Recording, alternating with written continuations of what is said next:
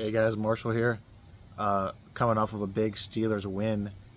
I wanted to talk about my takeaways, even going into our takeaways from last video. Also, they correlate very much. Even though people probably wouldn't even see this, I see the Steelers playing not to lose in a way, which is smart in the beginning. Um, but just like how we talked about state control, um, I think that's something that is uh, even in sports, being able to maintain a state uh, that doesn't get um, affected. And I saw our defense that just sort of in the third and fourth quarter, there was nothing disrupting the state of the defense, the physicality, they weren't letting up. The pass rush was amazing. There's not a lot of holes on the defense, uh, and there was nothing. There was no conflicts that really affected them from performing. But on the offensive side of the ball, we played okay, and I think that's fine right now. But whenever you start to play against better teams, uh, you end up getting put into a different state uh, of pressure, especially whenever you're down points. A pressure that is that you need to score touchdowns. And if you haven't operated in that state before successfully, you end up struggling. There's a lack of confidence. It's what we struggled with a lot last year, a lack of confidence ourselves, a lack of confidence in the game plan. And so one way to sort of establish this stuff, look at the skill set. Look at the skill set of yourself, even whenever we're talking about state development and state control and things like that. Look at the tools that help you the most. And so what the Steelers can do is they can look at players on the team that and there's certain skill sets. And I felt like George Pickens in his skill set is best down the field as a pass catcher. I think that's what obviously that's how good he was that today. We also tried to utilize him in the screen game, and I just think, why are we doing that? There's other players that are better at catching screen passes and turning them into 10-yard gains and stuff. So we get guys that can run sub 4.3 40s, and we weren't able to get these guys into space to create a dangerous an attack that can put up points, can put up 50-yard touchdown runs potentially. I didn't see that today. Even the rushing attack did look okay, but we do have players that have that type of speed that can break long touchdowns, even rushing in the screen game.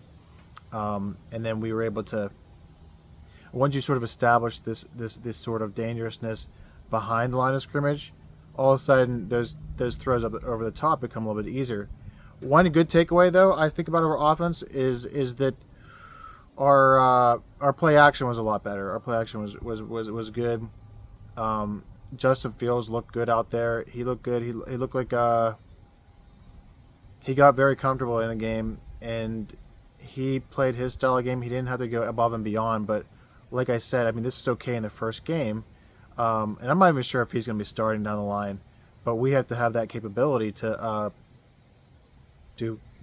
put up touchdowns and play from behind, and we really didn't have to do that today.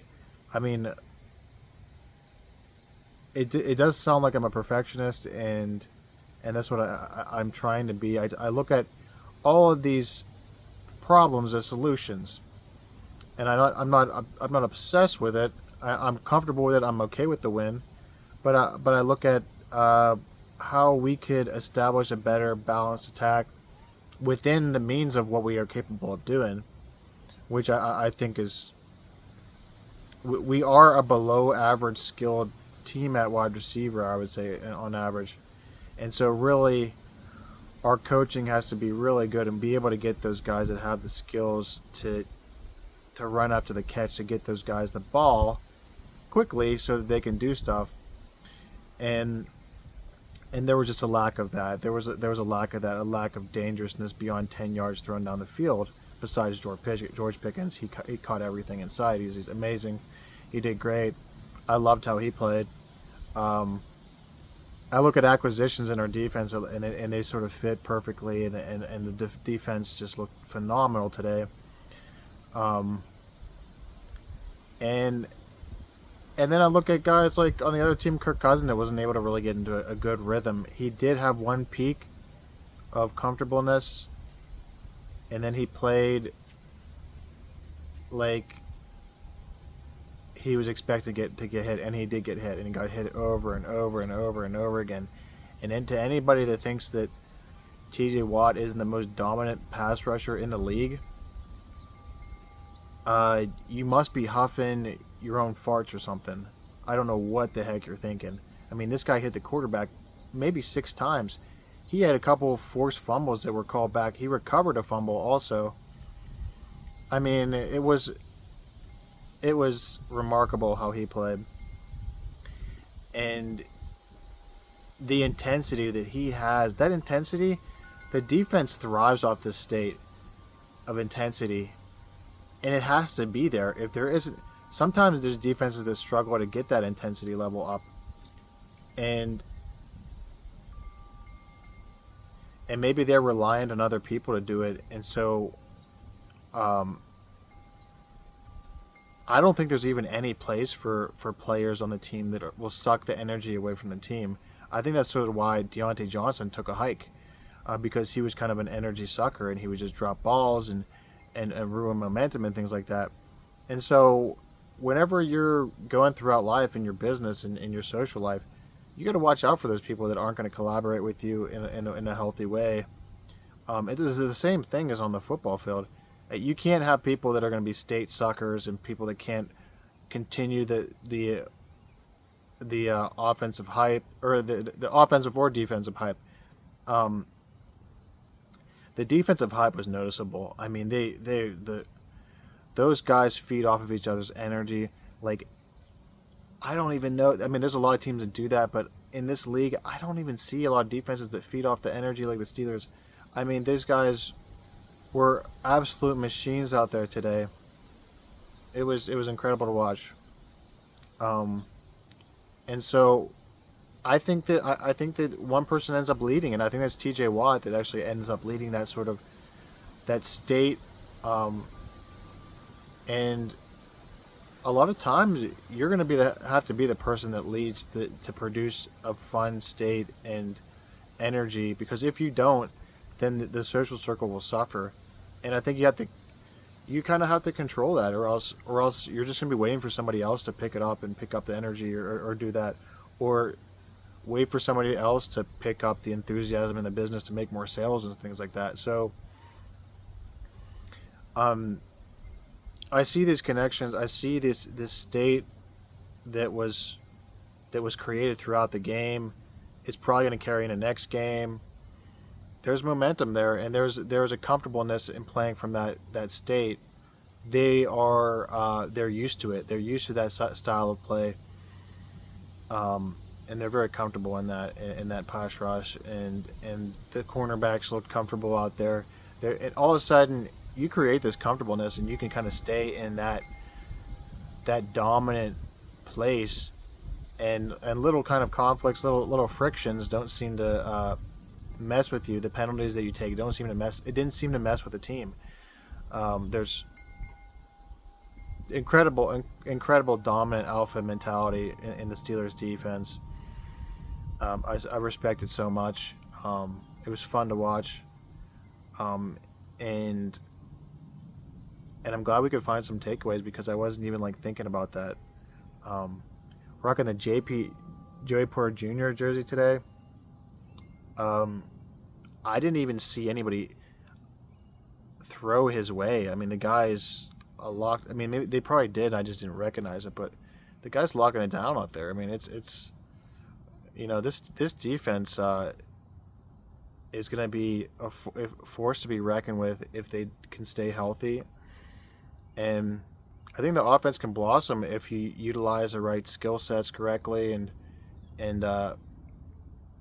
and who knows, maybe make a trade later on in the season for another wideout if we're like getting close to the playoff picture. But what it means to you is that you have to find that the best state within your ability at the time and sort of grow that to it's a state that people want to gravitate towards, because our offense in the state that it is right now, it can't compete with an offense like Mahomes or like literally like the top 10% of the team, top 10% offenses in the league. I don't think we could keep up with.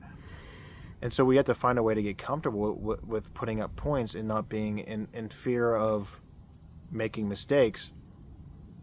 Because just like in real life, you can't have a fear for making mistakes, because then all of a sudden you get put in a position where you have to be a winner and you're not used to it, and you kind of fold under the pressure. So you have to. I think that's one reason why I haven't really liked watching Tomlin coach this team in a while. But he gets wins, but all of a sudden you have to play against teams that can put up points consistently, and they are playing to win the game versus playing to not lose the game. And so in your life you have to make sure you're playing to win, because if you're playing to not lose, oftentimes you're going to be left with less abundance, less enjoyment and things like that. So you have to be able to take on those risks to reach the reward. You have to be able to be comfortable holding investment that other people are willing to sell, and be comfortable to put yourself in a situation where you got to talk to that chick that you really like,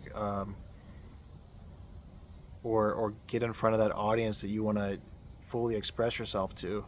So to operate in that state and that consistently, I think the Steelers need to change their intent a little bit to consistently play to win games, and even win by more than a touchdown if they want to actually win playoff games. So that switch has to flip. They have to use the skill sets. It has to be a fluid offense where you can get a 10-yard gain running Patterson in motion and be able to find Calvin Austin in a slant to get him running. You got to be able to hit Van Jefferson consistently on 10-yard curl routes and things like that, and be able to hit George Pickens consistently over the top. And then also, if Justin Fields is playing, he could do exactly what he did today and just take what the good defense is given to him, and this offense is going to be hard to stop. Like, we were very close to scoring multiple touchdowns today. But I think, there's going to be, throughout this year, if we don't start flipping that switch to play to win games, it's going to be tough playing a lot of division matchups later in the year, especially against the Ravens, who frankly have an offense that is going to be tough to keep up with.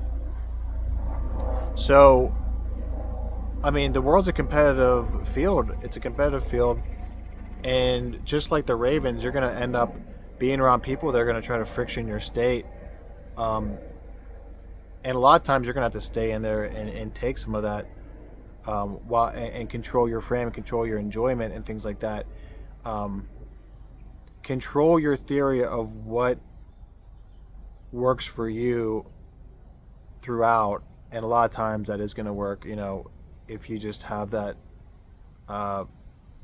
if you have the tools, if you can cultivate the right tools, the humor, the dominance, the control of your frame, the staying within your best state, things are going to gravitate towards you. You're going to make sales. You're going to meet amazing people. You're going to have fun social circles and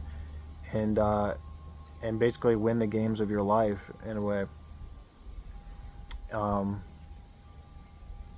But, there oftentimes with a lot of people, even myself, need to flip that switch a little bit and play to win. And that's what I've been trying to do lately. I've been trying to play to win, play to improve many different skills: singing, streaming, video games, content creation. I'd like to be able to get in front of an audience and do some stand-up comedy in the future too. And so, how do you have to find a way to break through, and for me, I got to break through and really play to win. And I hope that you guys try to also, because as soon as you try to play to win so much, as soon as you try to cultivate your best frame of mind, things are going to become a lot easier. It's going to become second nature. You're just going to be going through life like a boss, like that Steelers defense that is just, they get hit with a flag and they're just ready to go for the next round. So for the next play, and yeah, I have confidence that the Steelers team has the right players. I think even the right coaching this year to do that. I hope they can blossom, just like I hope you can blossom out there, guys. Once again, this is the Anything Plausible channel. Please like and subscribe. Check out the Mentoring 365 channel. There's a lot of good videos there that I've created over the last month or two. They cover all kinds of stuff: state, intent, motivation, meditation, the chakras, spirituality, all kinds of stuff that I've been working on, trying to pull together all these different skills to help me develop the best mindset possible. Thank you guys so much for watching. Please help yourself develop in life, and I will see you guys next time.